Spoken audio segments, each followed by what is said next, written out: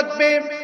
যদি আজকে আমাদের বাংলাদেশে 56,000 বর্গ মাইলের ভিতরে যদি আমরা 20 কোটি জনগণ এক কাতারে দাঁড়াতে পারি, এই জমিনে ইসলামী রাষ্ট্র কায়েম করার জন্য সাহায্য করবেন যিনি, তিনি কে?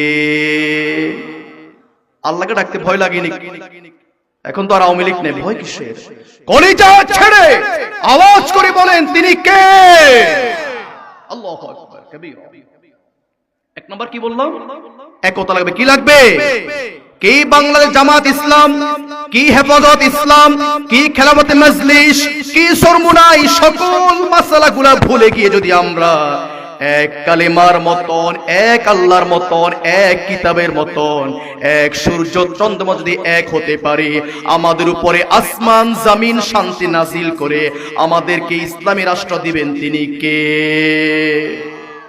কুরআনুল কারীমের ভিতরে 3 নম্বর সূরা, সূরা ইমরান, আয়াত নম্বর 102, ওয়াতাসিমু বিহাবিলিল্লাহি জামিআ ওয়ালা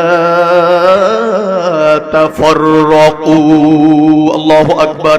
রব্বুল আলামিন বলে, যদি তোমরা এক হতে পারো, রব্বুল আলামিন তোমাদের উপরে ইসলামী রাষ্ট্র কায়েম করার জন্য সাহায্য করবেন। সুবহানাল্লাহ বলেন।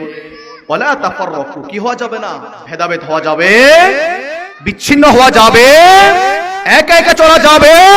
সময় এসেছে, সময়ের দাবি, সকল মুসলমান সকল ভেদাভেদ ভুলে গিয়ে এক কাতারে দাঁড়ানোর জন্য নামাজের মতন করে, এটা ফরজ। যদি এক না হন, কখনো আমি আপনি ইসলামী রাষ্ট্র কায়েম করতে পারবো?